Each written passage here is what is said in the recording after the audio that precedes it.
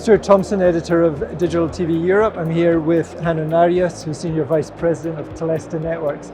Hanno, the last couple of years have been exceptional in terms of their impact on the cable industry and society in general with COVID-19. How has this impacted operators' investment plans and priorities? And what are their current plans and priorities? What are they doing now? Yeah, thanks Stuart for the question. First of all, I would like to highlight how important the broadband infrastructure has been during this pandemic.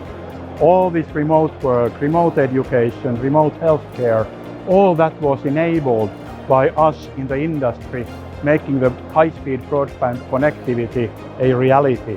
So that has been instrumental to keep the societies and the economies running even during the lockdowns. Now when it comes to the investment scenarios, so the imminent reaction from the operators after the COVID pandemic hit was to focus on short term, keep the networks up and running, cope with the sudden surge of traffic, especially on the upstream. And that's what we were seeing during 2020.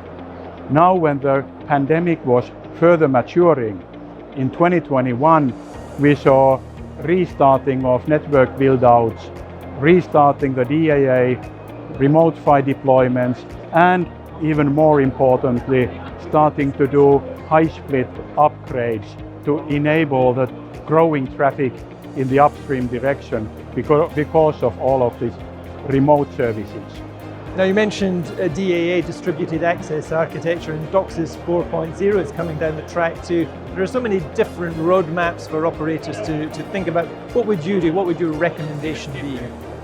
That is exactly right, Stuart. There are quite a few flavors where operators could go and as technology vendors. So we need to be careful selecting the right choices. To start with, I would nevertheless like to highlight that any network technology roadmap has to be showing credible path to 10 gigabits per second services. And DOCSIS 4.0 is the cable industry answer to the 10 gigabit second speeds. And we are happy to see that technology maturing. Now the logical roadmap, especially in Europe, would be to start with DAA and start with what is mature today, which is DOCSIS 3.1 remote PHY technology. So that is interoperable, that is mature, can be rolled out in volumes today. So that's the prerequisite for any subsequent upgrade step towards 10 gigabits networks. The second step would be then to start looking at upgrading the coax part to 1.8 gig spectrum, meaning replacement of passives, replacement of actives, and finally down the road also deploy MAC-PHY 4.0 nodes and 4.0 cable modems. So it's a very logical journey covering the next 3, 4, 5 years. So talking about 1.8 gigahertz network upgrades, do you see that proceeding at the same pace as DOCSIS 4.0 rollouts? Not quite.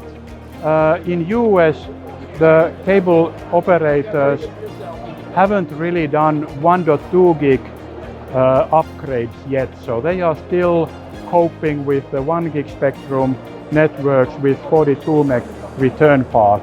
So there is a lot of sense of urgency to move, especially to mid-split and high-split.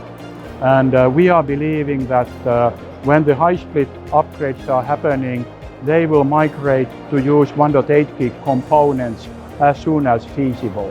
So there is high sense of urgency in United States. Situation in Europe is a bit different because 1.2 gig upgrades have been done in big volumes since 2015. So there is still unused spectrum available, and hence we believe there will be a 1 or 2 year delay compared to US for 1.8 gig upgrades. Hanno, thanks very much. Thanks for your time.